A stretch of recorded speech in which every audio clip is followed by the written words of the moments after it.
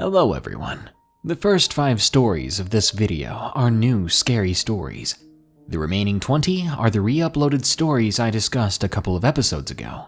They're being re-uploaded because I have to delete the old video. So here they all are in one big episode, full of sticky white ghosts, moist ectoplasm, and long, hard nights. By the way, be sure to like this episode and share it somewhere too, so that I can stay relevant in this YouTube thing. Thank you. Remember, you can always share your story with us at darkstories.org. Now, let's begin. Stagecoach Inn from Silver Bullet 54. As a Pennsylvania native, I've had the luck to be the resident of a very haunted state. Prisons, rail stations, apartments, forests, swamps, schools. No matter where we are, it seems like ghosts are likely to be around. This particular encounter can be verified by waitresses who work at this establishment that I visited in 2018. It was at Wernersville, Pennsylvania, specifically a place called the Stagecoach Inn. I decided to go there on my own to celebrate my graduation for college. I knew a friend from high school who worked there, named Nate. Nate invited me on the graduation day in high school. I told him I'd go as soon as I finished college. After driving around town for a bit, I parked and walked inside. Nate immediately saw and recognized me, asking me how I'd been. I told him I'm fine, then reciprocated the question. He said he was good too, except for the inn's most famous ghost knocking over plates again. I inquired about this, and apparently, the most famous ghost at the inn is a small boy who wears an old-style hat and clothes from the 30s. The story goes that he was playing outside one day when a horse-drawn carriage arrived at high speed, and he ended up getting trampled by the horse. He didn't make it. He's said to still be at the inn. He isn't a cruel ghost by any means. He just seems to want attention. The following day, after enjoying some lunch, I was in the bathroom and washing my hands. As I did so, I got a strange feeling, causing the hairs on the back of my neck to stand up. It was the feeling of being watched. I began to look around but did not see anyone. So I spoke up. "Hello? Nate? Is that you?" There was no answer. I was about to leave when I actually saw something out of the corner of my eye. Rather than be creeped out and scared off, I stood my ground and I said, "I know you're here. Come on out." I waited for 2 minutes, and all I heard was my own ragged breathing. I was about to leave again when I saw a small boy peek out from the very last stall. I've babysat before plenty of times. I knew kids relaxed when I spoke calmly, so I said in a softer voice, "You don't need to be afraid of me. I'm not mad." The boy did not speak. Rather, he faded out of existence before my very eyes. I told Nate what happened, and he nodded at me. "Yep, that's the 7th time we've heard of an encounter in the past 4 days. Seems like everyone sees them nowadays." He handed me a tape recorder and told me to go to the bathroom and invite him to speak. I set it down in a sink, told the ghost to say whatever it wanted, and I waited a couple of hours. When I went inside to get it, it was on the floor. I figured that was proof enough, but I played the tape anyway. I didn't seem to hear anything until about the 1 hour and 57-minute mark. I swear I heard a voice say, "Play." It was high-pitched, but definitely a small boy's voice. I smiled and left, but decided to use the bathroom before I drove back. As I left, I could have sworn I heard a voice speak to me.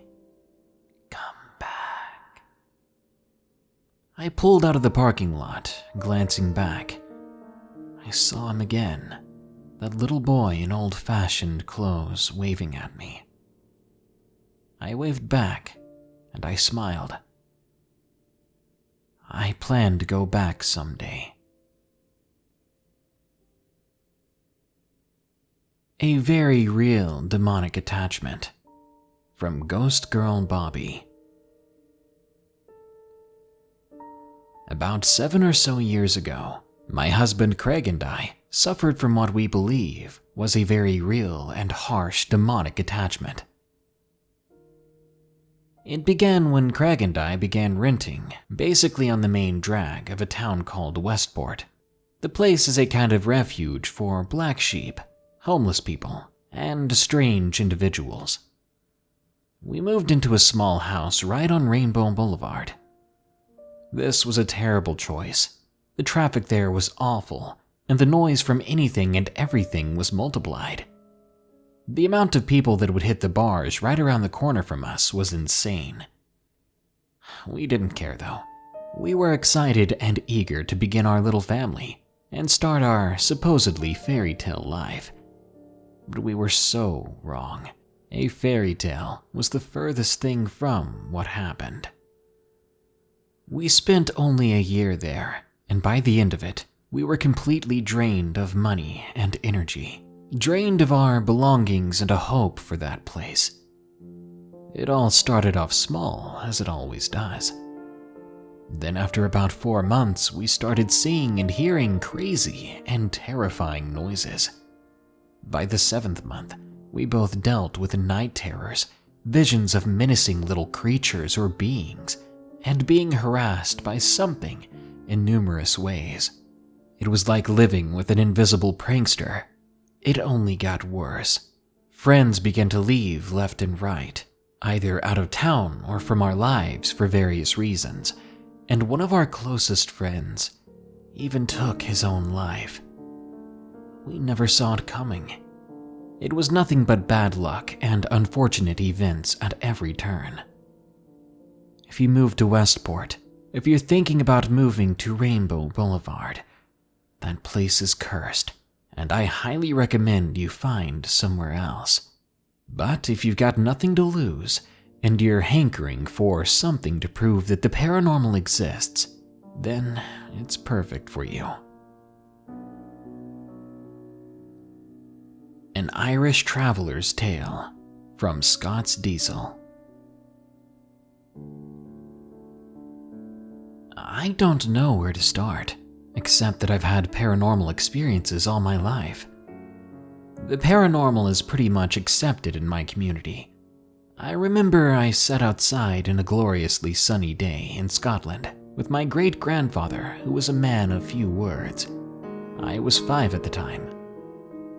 When he suddenly told me to listen carefully to what he had to say, I knew it was something that I should pay attention to.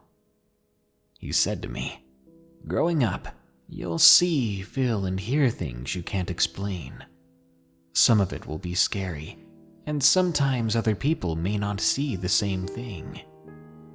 But never be afraid, and don't question it. You'll understand when you're older, and your long-gone family will see you again one day. Okay? You'll know what I mean when it happens, when you're a man. Now, let's go in and have some food." I had a few incidents happen since then, but one in particular really springs to mind.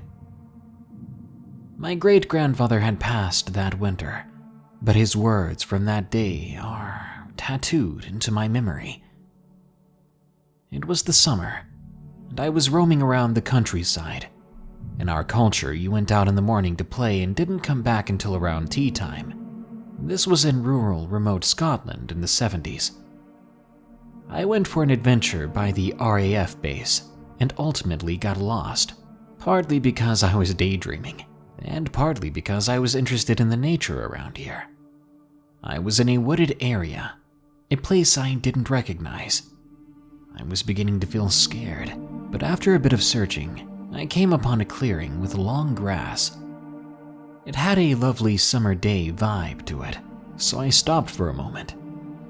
I remember it clearly, the dappled sun, the hum of insects, and then the ambience was broken by a strange voice from behind me. "Are you lost, young man?" I turn and I see a man in a gray pilot's uniform, RAF. I wasn't scared. I felt what we would call good vibes from him, so I answered, "Yes." "Take my hand. I'll show you the way home." He led me through the woods, always staying a bit in front and beckoning me. He finally led me to a field of wheat, which we would have to walk through to get to the road. On the way, he talked about how he missed his family, how he would one day hope to see his kids again. In hindsight, this was a strange comment, considering things to come. I suddenly noticed he wasn't making a trail through the wheat like I was. He laughed, and he told me, "If you keep going, there's a break in the hedge a small man like you could get through." A buzzard or hawk made a noise overhead. Then he pointed at it. I watched for a second or two, and when my eyes came back down, the man in the RAF uniform was gone. There was nowhere in the field for him to hide, but there was no trace of him, and none of the wheat had been laid down in his wake. I didn't panic though. I carried on as he told me. I got back home, and all the adults were at work except my grandmother, so I told her my tale, but she quickly dismissed it. That night I was in bed, and the adults were set around outside, gathered around a campfire. I overheard my grandmother repeating my story to them, and the others commented, It started." My grandmother then said, He's got a gift." I went back in and dozed off. I've had many more experiences throughout my life, some absolutely terrifying, where I've literally fought for my life, places I'll never return to, moments where I should have died, but somehow come out completely unscathed. I've had partners and friends who have experienced activity when I'm around. If you want to hear more of my stories, let me know, because after 40 years, I've got plenty of experiences to share. Grandmother's Warning from AshB. I was 23, married, pregnant, living with in-laws. We lived in an older house, and it was already creepy living there. While I was close to 12 weeks pregnant, the dreams began. Dreams of an old Native American woman. She felt like a grandmother to me. She would sit on the end of my bed and speak to me. She would sit on the end of my bed and just talk to me, speaking in our native language. I'm not fluent, so it was difficult to understand. She came 3 nights in a row. One of those nights, she left. I was able to get up and run into the living room to see if it was someone there, but I did not see her. I went to get a glass of water, and I could feel someone run up behind me. I felt someone breathing on my neck. I froze, terrified, but I was able to will myself to turn around. I closed my eyes and put my head down, then I felt for the wall. Finally making it back to my room, I told my husband. He went to the kitchen and looked, but again, he didn't find anyone either. The final night that the woman came in, I woke up. She was sitting and speaking again. She was rubbing my legs, and I asked her, "What do you want with me?" "It's gonna hurt, but it'll be okay," she said, repeating the "it's going to be okay" part. Then I must have fallen asleep, because the next thing I remember was waking up again and seeing she was gone. The sun was shining, and I had to get ready for work. I did my regular routine and came home, but as I was relaxing, I felt some pain in my lower stomach. I went to the bathroom, and I noticed blood. We rushed to the hospital and kept me overnight. At the end of the night, I had a miscarriage. I was sad and confused, slept the day away, but nights later, a little girl came to me. First, it began with the baby crying, and I knew deep down that it was my baby. I began to cry too, waking my husband. But the moment he woke up, he mentioned it. He heard the crying as well. The following night, a little girl came around from the bed, and she stared at me. Then she smiled and laid down next to me. I felt her, hugged her, and soon she faded away. I believe she would have been my daughter, but at least a piece of her is still with me. The Savannah Library, from Vada H. This was a few years ago when I lived in Savannah, Georgia. I was about 13, maybe 14 at the time. I was homeschooled due to intense bullying in public schools. The homeschooling program took place online, and for state tests, they took all the students to a series of buildings to take these CRCTs. My building was the old library. Every time I stepped into that building over the 3-day period, I felt awful. That gut drop, stomach doing flips feeling, a well-known feeling to those who have experienced very creepy things. I knew there had to be something with this building. So on the last day of testing, I asked my grandmother, why call Namie, if she felt the same about it. She told me she did, but we were safe. I settled down knowing that she doesn't lie about this kind of stuff. However, things got a bit unusual after that. When my name was called for testing, I got up and shuffled over to the woman who called me. She smiled sweetly, then guided me to a repurposed conference room, fitted with a test booklet and number 2 pencils. It was an old room. The paint on the walls was chipping off, revealing the red bricks underneath, and the table was one of those antique Civil War tables, the one with the legs bolted into the floor. I grew nervous because this room in particular felt off. My stomach felt like it was going to do jumping jacks in my throat. I was unnaturally cold. The moment the lady left the room to fetch my assigned teacher, I saw something white bolt in front of my face. I swatted, thinking it was one of the ever-present sand gnats that are common to Savannah, until I heard a faint giggle come from my right. I turned and saw that white orb for a split second before it darted away, still giggling. I had remembered something my Namie taught me just then. Simply tell it to go to the light or to find someone better equipped to help them. So I said that, word for word. The orb then stopped abruptly, hovering a few inches in front of my face. I heard a little girl's voice, asking me to play. I felt compelled to answer, so I did in a respectful tone, telling them I was busy. The orb then flew out of the room at lightning speed. That moment, the teacher arrived, and from that point it was just me, the teacher, and the test. I felt better then, so I knew I did something right. I was able to test in peace. I even scored higher than most in the state, so the encounter did not cut into my performance at least. When the test was over, the teacher guided me downstairs to my grandmother. She was quietly muttering and fidgeting, presumably talking to herself.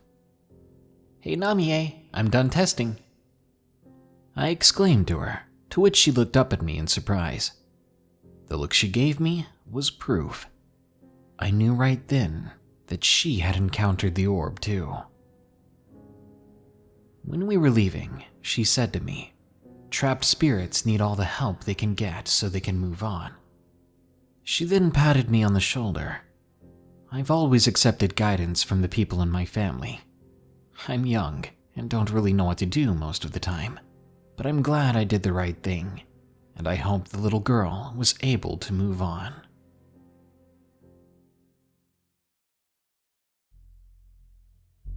Something was lying right next to me. From Mikail.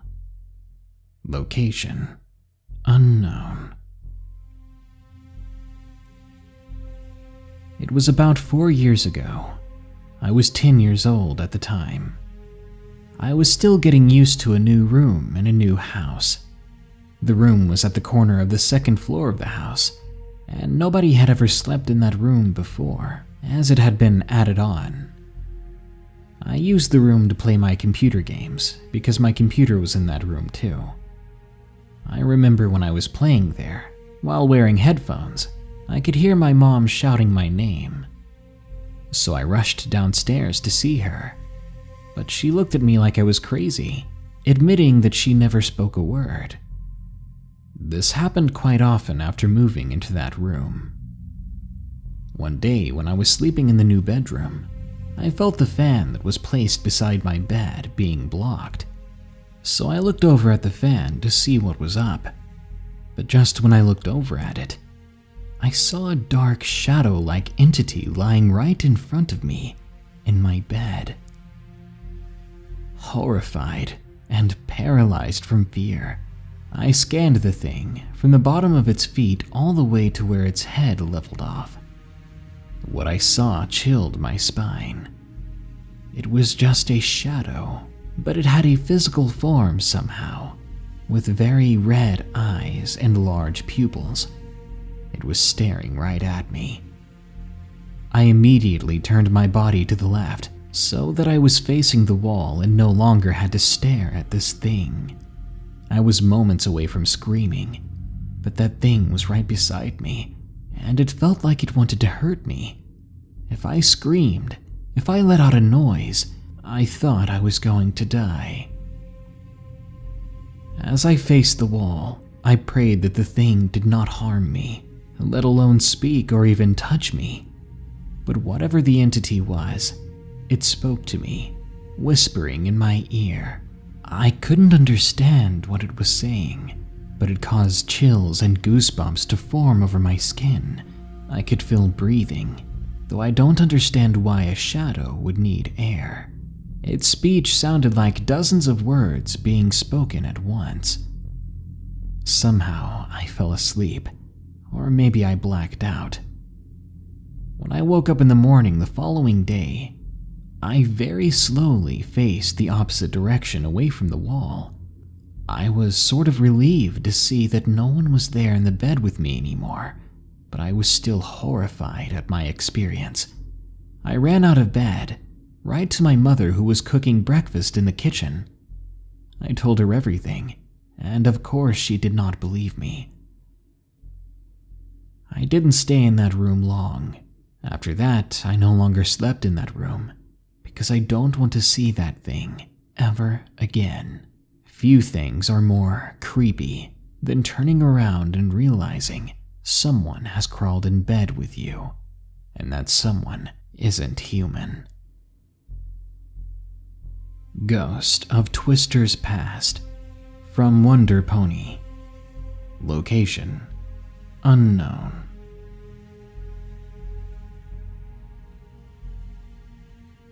When I was 7 years old, I was very excited to be told that we were moving into a house that had been destroyed by a twister in the early 1950s. Being as curious as I was, I wanted to look into the history of the place. My mom told me about a woman whose life was taken there in that very house during the twister. I shrugged it off because at the time I didn't believe in ghosts or anything. And being so crazy about weather phenomenon, I was just thrilled at the story. One night I was unpacking my belongings in my new bedroom when I felt a cold rush of air surround me. It was strange. It was July, and our air conditioners had not been installed yet. Being 7, I didn't know how to explain it, so I pushed it out of my mind. It was time for me to brush my teeth after all, so I began looking around for my toothbrush. All of a sudden, a glass snow globe on my dresser just fell over and shattered on the hardwood floor. I jumped at the sound. I looked around, but there was nobody else in the room with me. I was getting tired, so I decided to hit the sack early. I woke up around 2 in the morning. My bladder was full, so I had to go to the bathroom. When I came back into my room with a yawn, I looked inside and froze stiff. There stood the silhouette of what appeared to be an older woman. I could not see a mouth or nose on her, but what I did see has been permanently scarred into my mind. Her eyes were solid red. I was so terrified. I screamed so loud it woke up my parents. When they ran into my room, there was no one there to see, but I still told them that I saw the old lady with red eyes, and they looked at me like I had 4 heads. From then on, I respected the paranormal, and I truly believed that the lady who had passed in that twister still lived in that house, but she didn't seem or look very happy. Not So Silent Cubicles from VijayThor. Location unknown.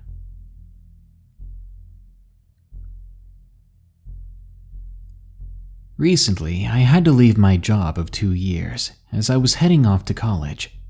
It was a position with the local government, so it was fun sometimes and quite stressful during others. There were a few times, however, that things got downright creepy.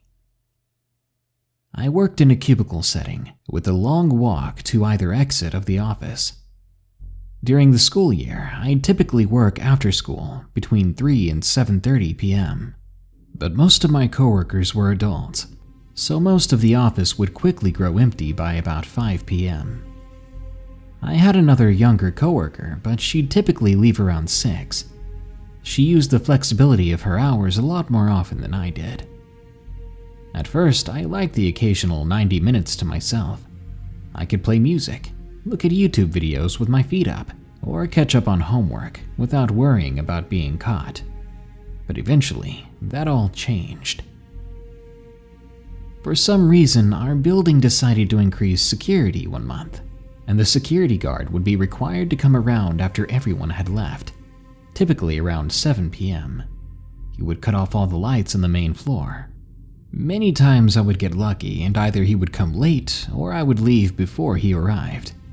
However, sometimes I would just be working and minding my own business, and suddenly I'd be plunged into absolute darkness. That's not the worst part, however. When I'd be by myself with the lights on, I'd be perfectly fine, relaxed even. But as soon as those lights turned off, I would immediately start to feel uneasy. I felt like someone was in the office with me, someone who didn't want me to know that they were there. This paranoia would get worse the longer I stayed in the dark, and if I stayed too long, I would start to hear creaking and popping noises coming from other cubicles in the office, as if someone was walking extremely slowly or easing themselves onto a piece of furniture. Whenever I'd go to turn the lights back on or leave, I swear I could feel a presence behind me. Of course, I did not look back. Instead, I speed-walked to the always lit lobby and either cut the floor lights back on or took the stairs and booked it outside. I do not know what the feeling was in my office. I guess I'll never find out. Not that I really wanted to find out. Maybe it was my own paranoia. Or maybe it was something more supernatural. Something that came out in the dark. I don't think I was alone in that office. The Grim Reaper from Clara. Location unknown. I must have been 6 or 8 years old. I can't be sure if I was dreaming or not, but one night when I opened my eyes in bed, I felt a cloth-like material touching my skin, and a hooded figure with pure bones as hands was standing over me.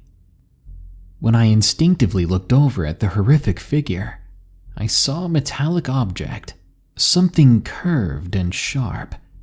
I realized it was a scythe. I couldn't believe what I was looking at. It was a picture-perfect rendition of the Grim Reaper himself.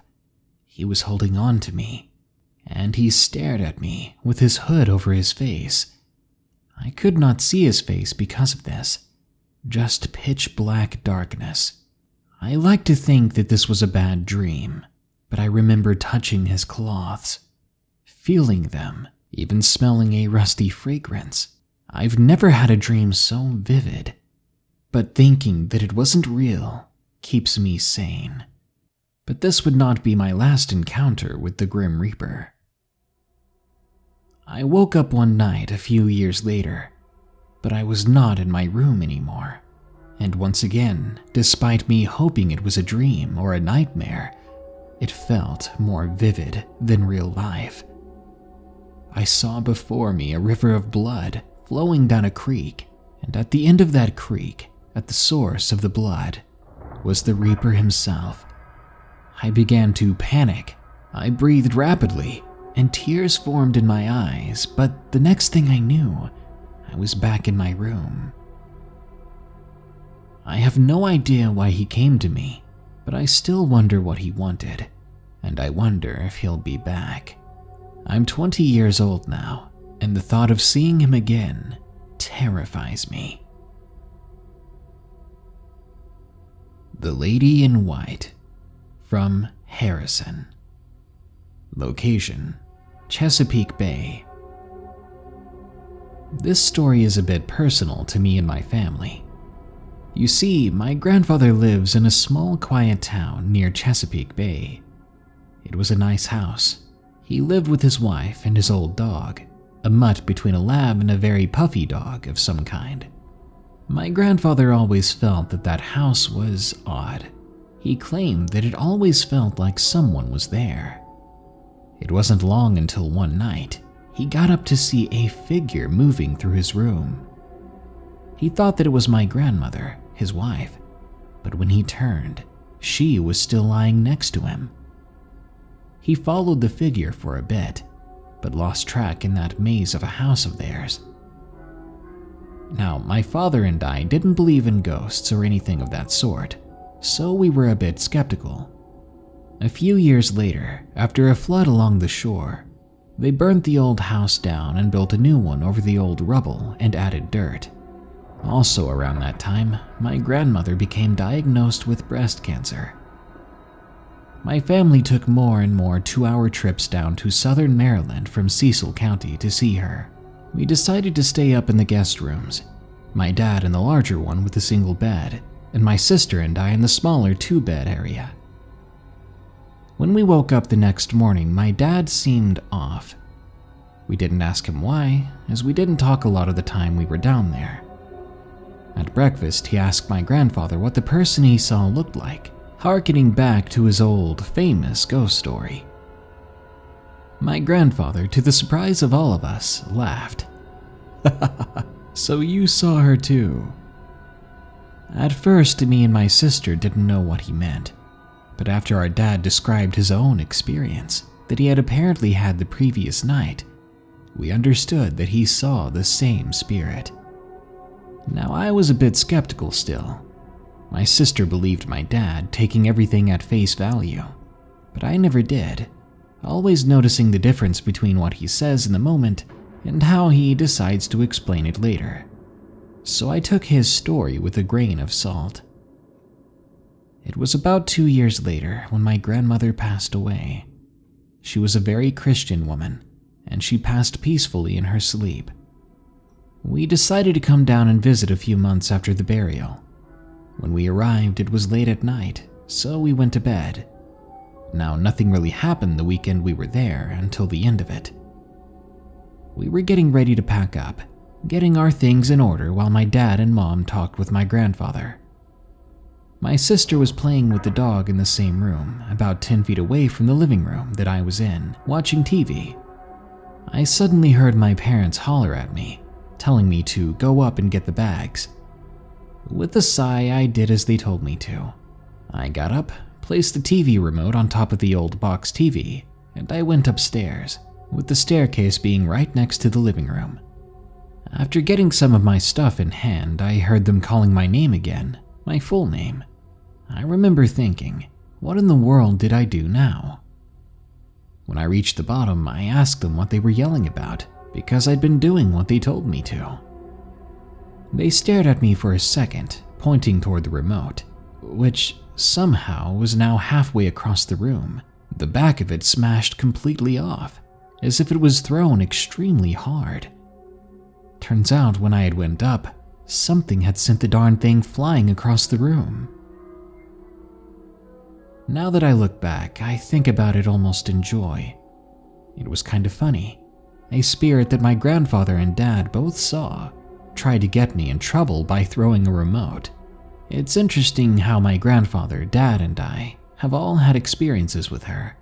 They saw her, and she tried to get me in trouble. To this day, their new dog, Tino, another mix, will sit in his torn-up chair, looking around as if he sees someone walking around. Part of me one day hopes to see this spirit, but another part of me might rather leave it alone with that one encounter. The Skeleton Man, from Mike. Location unknown. Whatever it was that I saw one night when I was 10 still haunts my dreams and memories even 36 years later. It was worse than any nightmare I could have imagined at the time. It all started when I awoke to the sound of heavy footsteps coming up the stairs where my bedroom was, which was the first door at the top of the staircase. A sense of trepidation froze me motionless in my bed. All the lights were off, and my room was somehow darker than normal. The darkness was palpable, like a very humid summer day, except it wasn't hot. This only intensified my fear as the footsteps reached just behind my door. I must have blacked out because the next thing that I remembered is that I'm holding onto the front door of my parents' house by the doorknob with something pulling on my feet. At first, I can't see anything but the dark. I was fighting to hold on to that door, kicking to get loose from whatever was grabbing me, pulling me out of the house. I was soon breathless after screaming for fear. Suddenly, there appeared a massive bright light from above the house. To my horror, I saw what had a hold of my feet. It was tall, pale, and white. Its arms were thin and extremely long. The way its skin was, it looked like a skeleton with skin stretched over it as an afterthought. I kicked and fought to get this monstrous thing to let go of me with all my might, but I blacked out again. I woke up at dawn, half in and half out of my own house, still clinging to that door. I didn't tell anyone until now because I was afraid of not being believed. It's very true. It did happen, and I hope it never happens to anyone else. Creepy Times, from Desmond C. Location, Georgia. I was born in a relatively small town in Pennsylvania. I've always preferred urban over rural settings, so when I was about 10 years old, I heard we were going to be moving to Georgia. I was excited at the thought of a new place to live. Unfortunately, I would come to realize that the town we live in now is even smaller, and I would lose some of the happiest years of my life, and I would see and experience some of the creepiest times of my life. As I had mentioned, the new town we moved to was much smaller. Everyone knew each other, and it's actually quite agitating. Eventually, I'd have many run-ins with the law, be arrested, and have times where my life just spiraled out of control.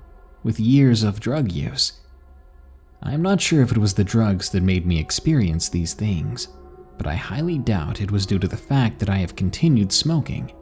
And not that I'm proud of it or anything, but I still do to present day. The first occasions were on walks and listening to music. I would often stand by the entrance of my neighborhood and just chill with some tunes. It was a small neighborhood, and I didn't get along with my mother too well, so I would always try to find an excuse to go outside, to stay away from her. My favorite time to go for walks was at night. I'm more of a night person overall. I never saw anything for months after moving there, but then it slowly started happening. At night, especially between 8 and 11, I would see these entities, these creatures. I thought they were dogs at first. They were only the size of a small deer, but they had black leathery wings and shimmering red eyes. I knew that they were not dogs. They would run across the road, into the woods, and they were unfazed by people's headlights. What did I see? I don't know. I must admit that I am partly of Mexican descent, so I'm very cultural and superstitious. I know it seems a little far-fetched, but I'm thinking that these creatures I saw may have been chupacabra, or perhaps some sort of demon. But I've had another creepy experience that was much worse. One day, my mom had asked me to get her the mosquito repellent from upstairs. I went inside and went upstairs, but when I got to the last 2 steps of the staircase, a deodorant cap came flying in front of my face and hit the wall next to me. It came from the direction of the bathroom, so I decided to look and see if my sister was playing a prank on me. I looked behind the shower curtain and behind the door, but nothing was there. I checked every closet and every room, and no one was in the house except for me. The others were still outside. I remember running out. I didn't go in until everyone else was going inside. I've always felt a strange presence over me, whether it was our pets acting weird or things moving on their own. I want to dismiss these concerns. I've always been interested in the paranormal, but a part of me just wants to know, is there something here with me that doesn't want me here with it? The Mirror, from Bob T. Location: unknown. When my mother was younger, roughly about in her late 20s, her aunt was diagnosed with terminal cancer. The very first thing that started happening to my mom was, as she began to fall asleep, she would start hearing voices that sounded similar to someone tuning a radio. Then there would be a clear voice asking a question. The first voice my mom heard was a voice of a child that my mom instinctively knew was a boy, and he said, "Tell my mommy I'm okay." This really freaked out my mother and forced her to wake up. Then, when she went back to sleep after calming down, it happened again. Only this time the boy said, "Please, help me find my mommy." Again, she woke up terrified, then went back to sleep after a while, but this time she did not hear any voices for the rest of the night. The following day, my sister had a play date at a friend's house. Let's call her Sam. My mom was having a coffee with Sam's mom. My mom was telling her about the dream she had the previous night, and then Sam's mother went quiet. She told my mom that the day of the dream was the 3rd anniversary of her having a stillborn baby. She spent the rest of the day upset and thinking about the child she lost. She took the fact that the spirit of the stillborn child visited my mom to pass the message to his mom that he was okay. This began a domino effect of interrupted sleep for over a year. The voices and dreams became actual physical happenings while she was awake. For example, one night something tried to pull my mom out of bed. On another night, someone was holding her hand. And one night she felt something nudging her bed, and when she reached down, she felt something breathing, something covered in fur. And then it changed again, to the point where my mother would start waking up and seeing people she didn't recognize standing at the end of her bed. Then the dreams changed again, and this time for the last time. My mom would wake up, and her room was different, but she felt it was familiar. This happened a lot.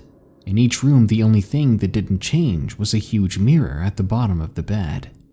My mom doesn't remember anything actually reflecting out of the mirror, just that she was aware that the mirror was there. And this happened every night. She went from room to room to room with every passing night, seeing rooms that she didn't recognize, but felt that they were her own. Yet no matter how much the room changed, the mirror would always be there. My mother felt like she was descending different floors of an apartment, where each floor was a different style and a different time period. After nights of this happening, she finally reached the bottom, the last floor. It looked like a basement. It had stone walls, but even so, the mirror was still there. But there was something different about the mirror on this floor. It felt like it was drawing her towards it. She felt like her only concern was going through that mirror. As she approached it, she grew scared and woke up. The next day, she called a psychic and explained to him what had been happening. After she explained, the psychic then asked for her birthday. After my mom told him that, he said that we've been waiting for your call. You have an incredible gift, and I think you should go into that mirror. My mother was startled by this, so she called another psychic who was a female. This time the psychic told my mom to say something every night before she goes to bed. My mother doesn't recall what the psychic told her to say, but she hasn't had any dreams like this since. The part that freaks me out, though, is that both my sisters had similar experiences with hearing voices, but other than those voices, nothing else has happened. But still, after all of this, I'm scared that one night I'll go to bed and wake up to people staring at me, and then it'll all start for me. Creepy Sanitarium. From Robin S. Location, Sweden. This is a tale from my father. He's a traveling repairman for elevators, among other things, so he travels around a fair amount for his daily job, sometimes even around the entire country. He has been at this sanitarium on several occasions, and often commented on things that happen there, or things others have experienced while there. He also noted that thousands of people suffered from tuberculosis and died there. There is one time in particular that creeped me out when he told me. He was there during daytime once with the janitor, as well as with the young daughter of the janitor, to check the place out and to see what needed to be done. When they later left, the daughter commented on a painting she saw that had flipped upside down, even though they were the only people inside the place, and it had not been like that when they entered. On another occasion, he was there working with a coworker of his, and the elevator was located so that when they were facing it, they had a corridor behind them. At the end of the corridor, there was a room with a leather sofa that you could see if you turned around. So they were working and minding their own business when they suddenly hear someone sit themselves down on that sofa. They immediately turned around to see who it was, but of course, the sofa was empty. There is also this house where my father lives. I stayed there from when I was 6 to when I was 19. He had on several occasions spoken of a ghost girl, a child, in the house. Once me and my father were sitting in the living room and watching TV, when he suddenly turned his head around to look out into the dining room. He sits like that for a few seconds before I start wondering what in the world he's looking at. So I turn my head as well, expecting to see one of his cats. Turning my face, I see nothing. No cat or anything at all. So I turn to him to ask what he's looking at, and he said, "The little girl." He said that he had seen her on occasions, and asks if I saw her myself, but I didn't. Another time, he said he woke up in the middle of the night feeling someone sliding their hand down his spine. All of these stories creeped me out a bit, but it never really scared me for some reason. not in an unable to sleep way. Dark trailer from Elle. Location unknown. When I was younger, there was a family that lived almost in front of us, just across the way. My sister and I had a friend named Kim. Kim was around my sister's age, 3 years older than me. She had a big, bulky older sister and a pretty weird family. We would go over to her house sometimes and play. In her backyard, they had an old trailer which belonged to her aunt. Her parents would tell us that we weren't allowed to play in there because we could get hurt. Kim would tell us that her aunt was into witchcraft and was crazy, so we shouldn't go in there. I thought she was just saying that to scare us, so I never thought much more of it. But one day, Kim's parents left to visit a relative. Kim's younger cousin Angie was over, and we all thought it would be fun to go see what the trailer looked like. Once inside, it was pretty typical. There was a little table with some chairs, a small sink next to it, and towards the back there were some bunk beds. It was cool, we thought. So we decided to bring in a few things and play. Kim and my sister were playing with Barbies on the table, while Angie and I were on the bunk bed looking out through a window on the top. We were distracted by Kim's dogs who were just sitting motionless on alert looking right at us. We didn't know that Kim and my sister had left the trailer to go get drinks. All of a sudden, once me and Angie were alone wondering where they were, the trailer began to shake violently. The dogs went hysterical, and we were terrified, confused about what was happening. We needed to get off the bunk bed, so I looked down from it, and I swear to you on everything that I have and am, I saw those Barbie dolls looking at us and turning their heads, their faces now frowning. I'd never been more scared in my life. I was screaming now, crying. Kim and my sister ran to us, but the door was stuck. Then her older sister came out, cussing and yelling at us for going inside. The trailer then stopped shaking. She opened the door and got us out. But as we exited, I saw that the Barbies were now laying face down, even though they weren't seconds ago. We were both pale and frozen, so they called their parents.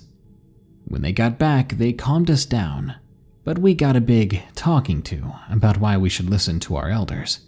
They tore down the trailer soon after and scrapped it.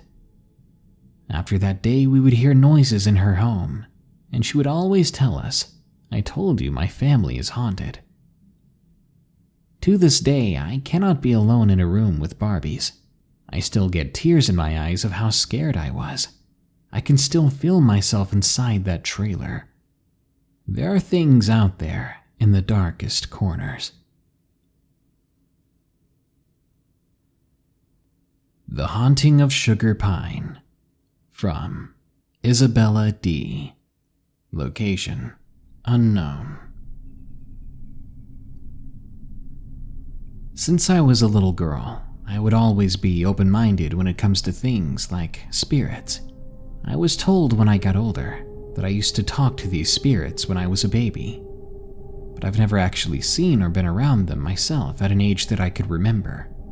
Not until I moved to where I'm currently living now. Once we settled in, it started out with little things. Things being moved from one place to another. Things turning up missing, never to be seen again. But what happened to me and my cousin one night still haunts the both of us to this day. My cousin Jessica and I have always been very close. I mean, every chance we got, we'd stay over at each other's houses. One summer night, she decided to stay at my house. We were hanging out in the living room, playing on our phones on separate couches. I get this overwhelming feeling all of a sudden that we were not alone, a feeling that I could not ignore. Suddenly, a flash of light appeared, and you can clearly see a woman standing there in the hallway. She was staring at us. I could make out a long white dress that she was wearing. As fast as she appeared, she was gone though, but I was left frozen with fear. Slowly, I turned my head, and I could see my cousin, pale in the face with her eyes as wide as mine. "Did you see that?" I stuttered. She nodded her head, but did not move another inch, as if she was paralyzed too. Throughout the years, many people have witnessed this woman. From what I'm told, more than one spirit haunts my home. I have lived here for many years, and even though I get these uneasy feelings or see them once in a while, I won't let them take hold of me. They may have been here once, but they're not here anymore. Man in the Corner, from Erika. Location: unknown. I've worked as a CNA and GNA for 5 years now. Working in a nursing home at night, you see and hear a lot of crazy things. Most of the time before a person passes, they claim to see people they know at the foot of their bed. This is one of the stories that stands out the most to me, because it was when I first started. While I was doing my rounds, I walked into one of my residents' rooms. She seemed upset. I asked her what was wrong, and she turned to me with watery eyes, asking me, "Don't you see him?" I looked around and said, "Who, hun?" With a soft whisper, she leaned closer to me and said, "The man up there in the corner. He won't leave me alone." Hearing this, I felt my body go cold. I turned my head slowly to look up at the corner where she was still pointing. I saw nothing, and I tried my best to calm her down, but it wasn't until she passed that I heard about the man in the corner again. Because after her passing, a new resident was moved into her room, and no more than a week later, Miss C was yelling and screaming, pointing at the corner and telling us to get him out, get him out. She even described the man as being a young Native American man. At that point, my eyes grew wide, and I was feeling uncomfortable. Needless to say, I was beyond freaked out about this, and kinda still am. The Girl in the Mirror, from Adam. Location unknown. I was 10 when this happened. I'm a black man with an older and little sister, a mom and a dad. I remember my parents had broken up and gotten back together. We all reunited happily and moved into this house. The house itself was just weird. It looked old around all the newer looking houses. This house also had a creepy vibe that we all felt throughout it. Like we were being watched, like someone else was there.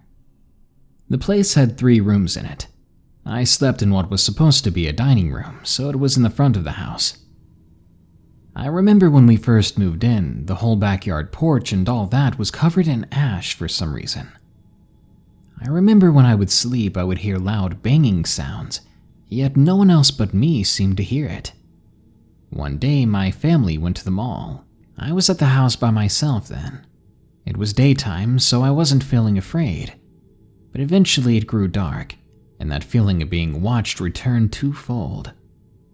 I decided to turn on a bunch of lights and hook my iPod up to the speaker, blasting Linkin Park. This house had a certain mirror. When you looked into it, it reflected the hallway, where everyone's bedrooms were. As I was home alone, the light in the hallway was off at the time. I remember jumping up and down, facing the mirror, enjoying myself, when I saw her. A teenage girl, older than me but not an adult. Her skin was deathly pale.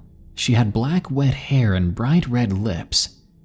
I hit the ground when I saw her in the mirror. Fear hit me so hard I was frozen in place on my knees looking away from her. I knew she was behind me though. I was freaked out. I thought I was going to die when the door swung open and my family marched in carrying Chinese takeout. I felt the girl's presence disappear then. I got up and ran to my family, hugging them, which was out of character for me at the time. The rest of the night went on as usual, and nothing creepy happened for a while. Around 2 years later, I was sleeping in my bed. I was lying on my stomach with my head facing the window, which was parallel to my door. I'm a light sleeper because of this house, So when I felt cold, soft, and wet fingers touch me, my eyes shot right open. I lay there, scared, unable to move my body. I let the fingers graze my back for what felt like half an hour. Then it suddenly stopped. I now felt someone standing over me. It was as if the presence was daring me to turn over and look at it. In my mind, I had two choices: be a brave fool and look, or be a smart coward and lie still. I chose the latter and stayed still, not getting any sleep that night. I'm 15 now and I've moved out of that house. I always wonder what was touching me and what would have happened if I did decide to look. My best friend's house. From Jermaine S. Location: unknown. This happened in 2015 when I was 11. My friend Giselle and I were in 6th grade, and we were going to her house after the exams around 12 at noon to watch some videos. I was supposed to go to my tutor because we still had exams the next day, but I skipped it since I needed to take a break from studying, and I can be lazy when it comes to that. Giselle's house is huge, and at the time her siblings weren't there. It was just the two of us. I've been to her house a lot of times, but I always had a weird feeling every time I was there, especially when she said that something else was living in their house the very first time I was there. Anyway, we went inside and went upstairs to her room. We watched some videos like World of Dance. We also talked about our other best friend, Nikki, who couldn't come with us because she wasn't allowed to. Time passed and it was already 4 p.m. I had to go home. I told Giselle that I needed to go, and she said okay. We exited her room and still no one else was there. It was really quiet. When I placed my foot on the stairs to head down, I saw a woman from the corner of my eyes. She wore a white dress and had long dark hair. She was standing right there beside me. She didn't have a face, but she was really pale, and her hair seemed wet. My eyes widened when I realized. I turned to my right to look at her, but the woman disappeared, leaving me scared. I shouted to Giselle, who was right behind me, telling her to run. She asked why, what's wrong? I told her once we were out of that house. She believed me, oddly enough, and was shocked that I actually did see it. We kept on talking for a bit until I had to really go. We laughed it off in the end, although uncomfortably. I told my parents about it, and they said that I shouldn't go back to her house. But of course I didn't listen. Giselle was my best friend. Still, we would often hear weird sounds or feel off when we were together, but we would always try to laugh it off. I've seen and felt things like this before, but this was my first time seeing something basically face to face. Hopefully, it was the last time. My little sister's doppelganger. From Dev.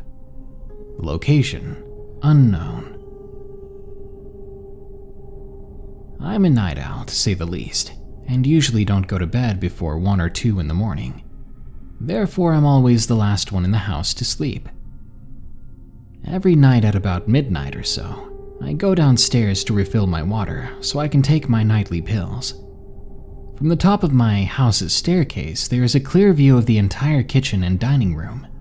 In the middle of our kitchen, we have an isolated countertop that you can't see behind. I had thought that everyone had already gone to bed, because I had just said goodnight to my 13-year-old sister and parents, and heard everyone from their bedrooms say goodnight back. I went into my bedroom, grabbed my water cup, and proceeded to go downstairs. But when I got to the top of the stairs, I paused.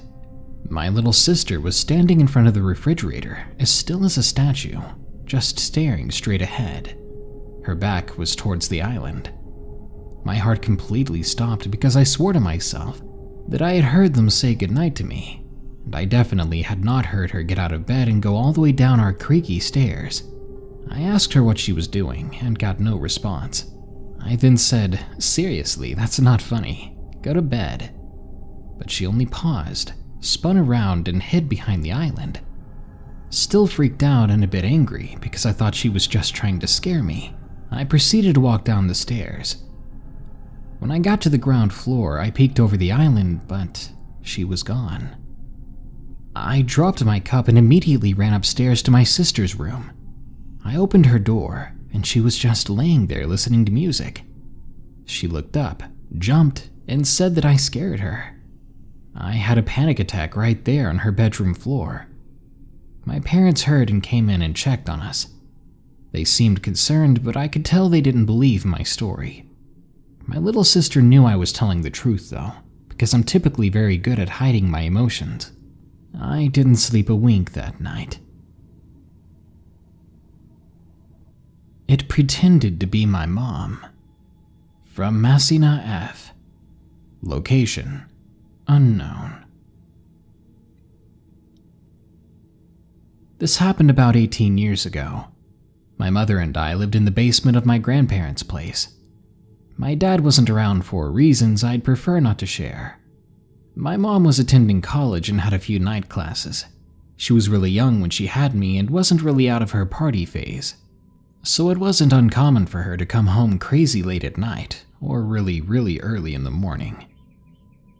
I was asleep in my mom's bed when I woke up to see her sitting on the bed, legs crossed and leaning back against the headboard. I went to her, excited to see her. I said, "Hey, Mom," and that's when things got weird. She looked at me and said, "I'm not your mother."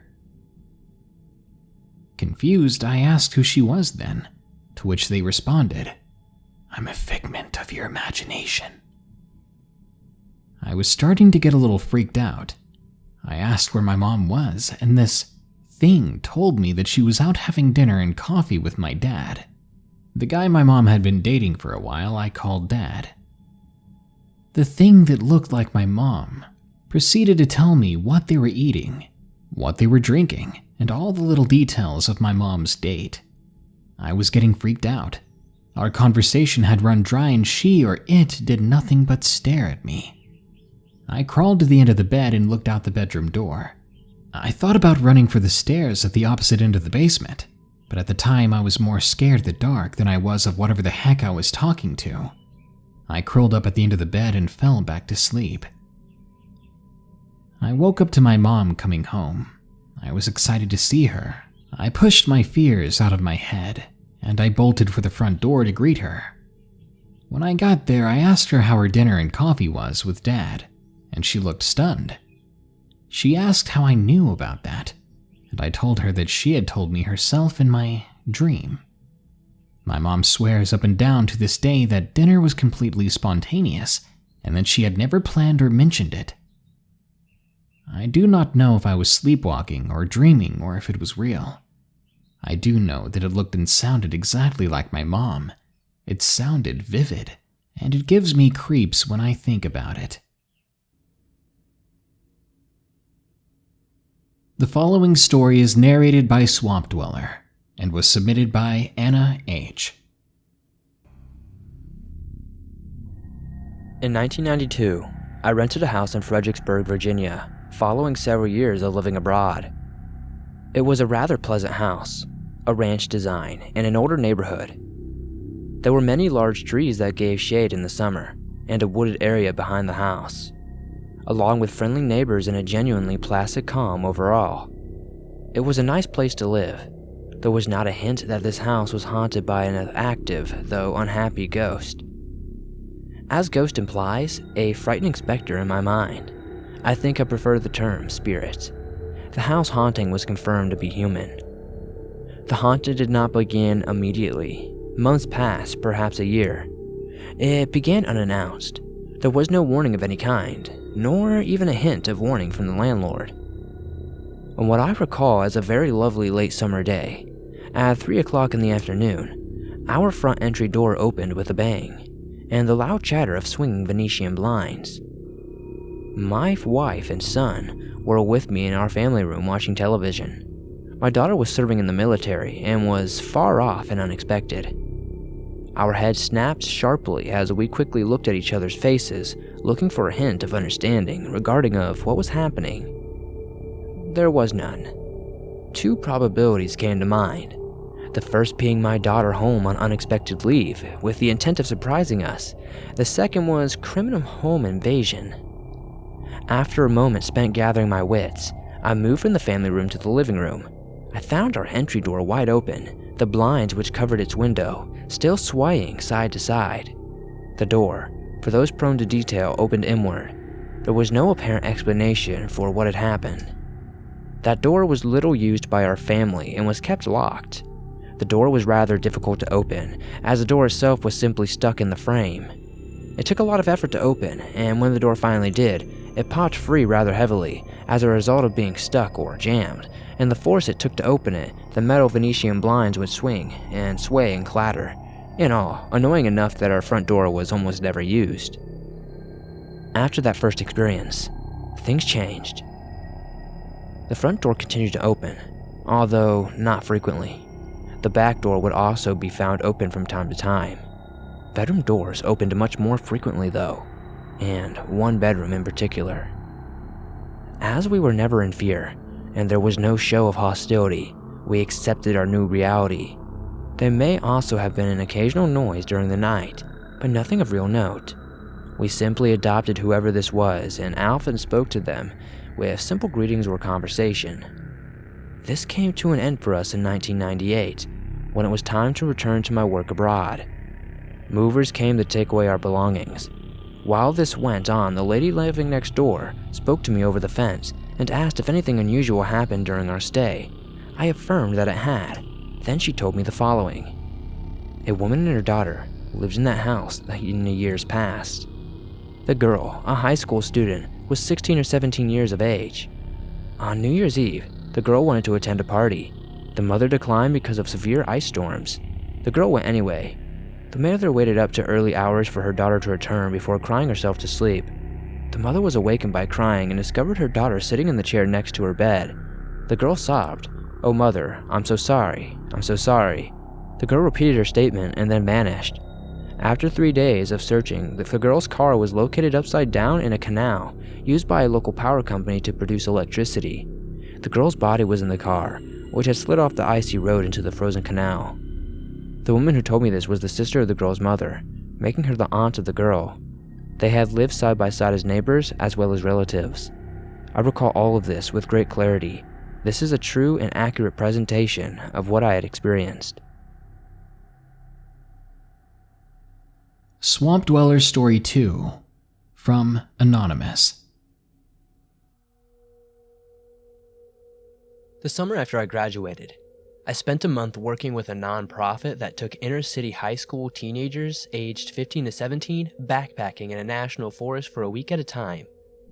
Most of these kids have never been hiking, much less backpacking. I had 2 girls on the second week say that they planned on not sweating because it is gross. I told them good luck on that. Going into our last week out, my partner and I are feeling great. We were getting pretty sick of the food, but we knew what to expect from 20 teenagers at a time, and most of the students were really having a great and enjoyable time. The first day of the last week, my partner accidentally kept the van keys that the guide needed, so we had to go down and meet them and give them back while I stayed with the 20 students. Half an hour later, I get a radio message saying that I need to come to the group to the site immediately. I put my group's student guide in charge and then tell them not to move from that spot for any reason. I ran all the way to the site and find a student laying on the ground next to a small lake. One of the guides puking in the water while trying to talk to the emergency satellite phone, and my partner conducting CPR on the student. While my partner was meeting one of the guides from the other group to exchange the keys, the students decided to go swimming. One of the boys panicked while swimming out to the rock and started drowning.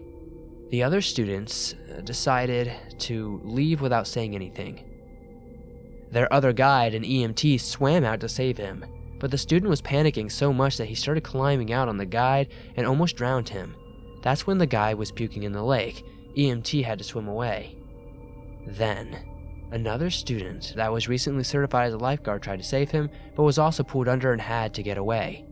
By the time the lead guide returned, the drowning student was completely submerged and no longer responding. The lead guy swam out to him and pulled him out from the lake, but my partner ran back. He had heard screaming and shouting and knew there was a problem. He told a student to radio me. Right before I got there, his heart had recently resumed beating from CPR, and he started to breathe on his own.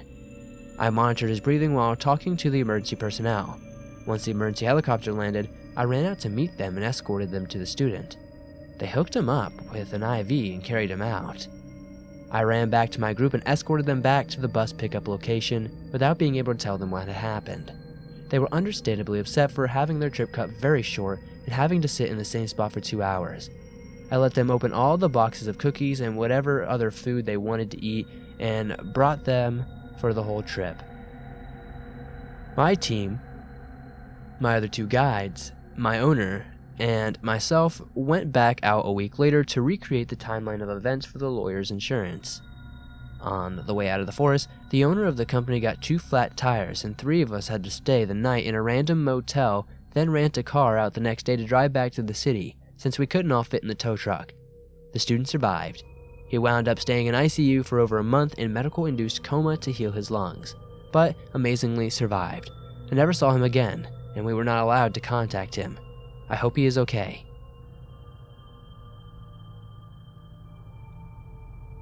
Swamp Dweller Story 3 from Hunter J. I was working as a prospector's assistant in central Manitoba one summer. We were doing a helicopter-assisted magnetic anomaly investigation. It was the best summer of my life. There's nothing like ringing in your ears dissipating after the helicopter has dropped you off and the slowly increasing volume of the bugs taking its place. You know for sure you are in the middle of nowhere. It was the last day of our campaign. This was a little piece of the property close enough to a road that we didn't need a helicopter. It was a low priority target that was saved till the end. We had kicked so much ass during the high priority targets that we decided to do this one on the last day just for an easy in and out of the bush. Around 9 a.m., we heard yelling in the bush. Odd. Nobody else should be out there. We kept on grabbing samples and it's back of our mind. Around 11, we hear it again. A little closer this time. We call back and again it's silent. Now, through our travels of this 30-kilometer piece of property, we came across many pieces of animal evidence. Deer, moose, and rabbit droppings were everywhere. A few carcasses here and there. Bear tracks and bear feces were seen a few times, but nothing prepared us for what happened next. Around noon, we were in an old blast hole from the 80s.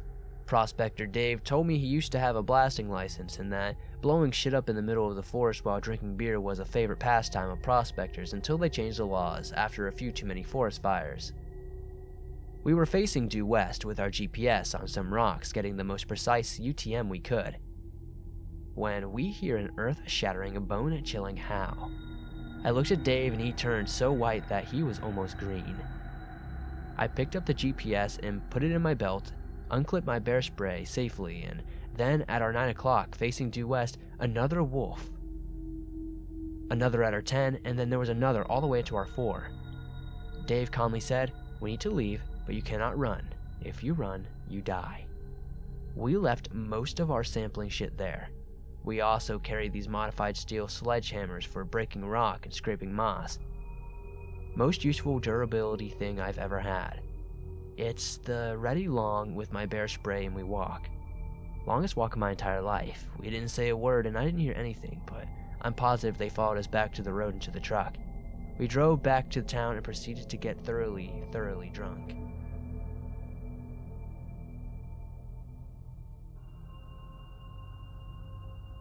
Swamp Dweller Story 4 from Donovan E. I haven't slept in 4 days. My very being is begging, practically crying out for me just to lay down for a couple hours. I can't do that now, though. I must stay awake. If I let myself drift off, I know it'll get me.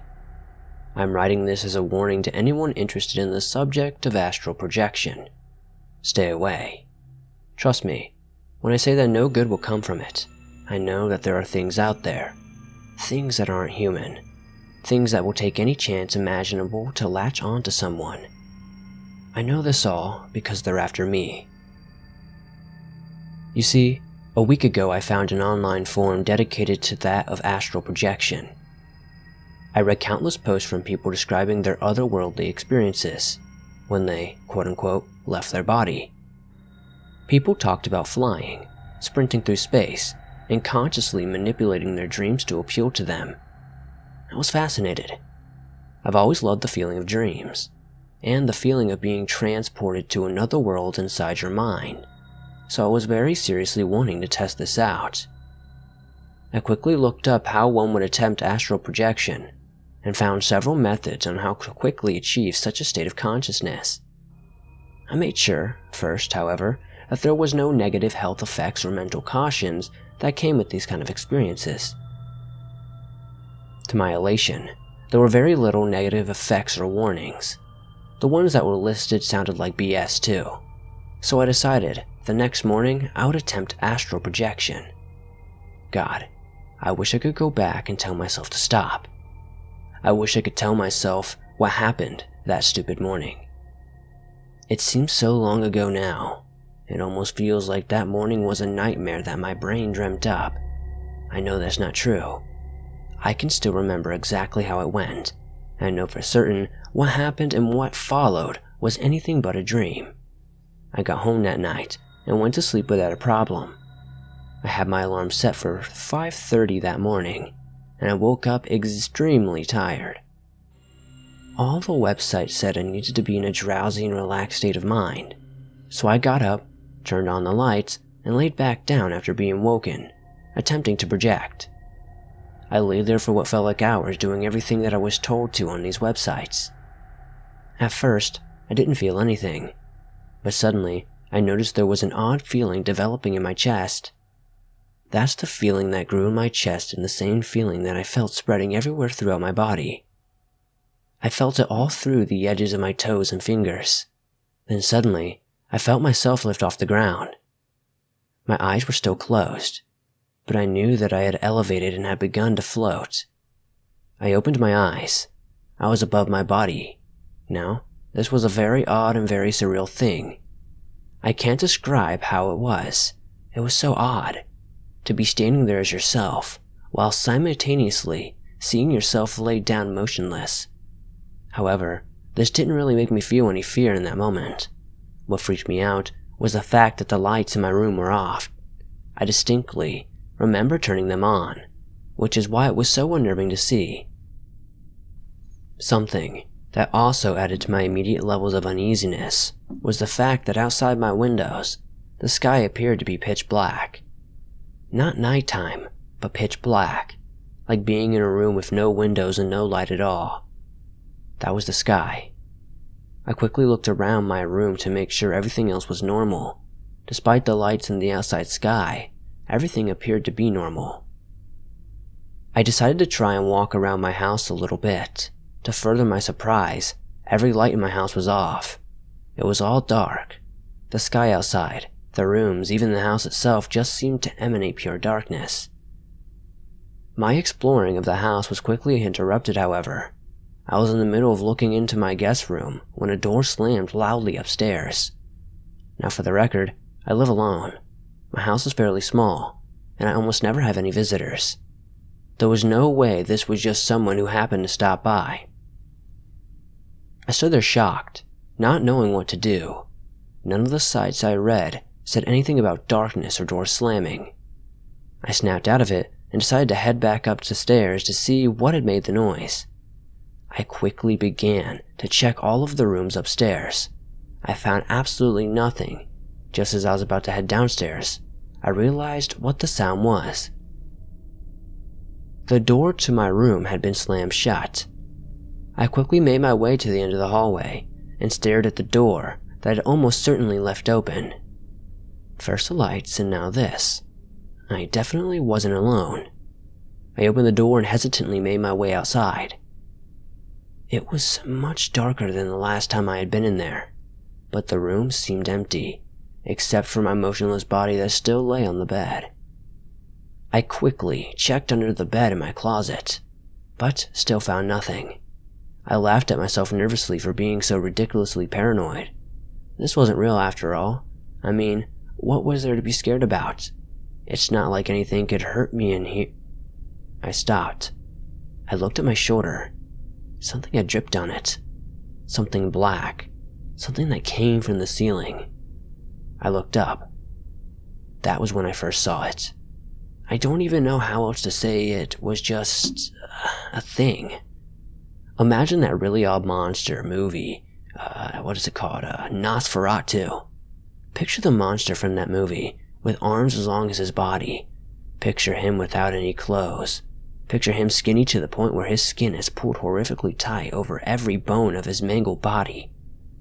Then picture him walking like a spider, while contorting his limbs and whilst having black sludge-like fluid leaking from his mouth.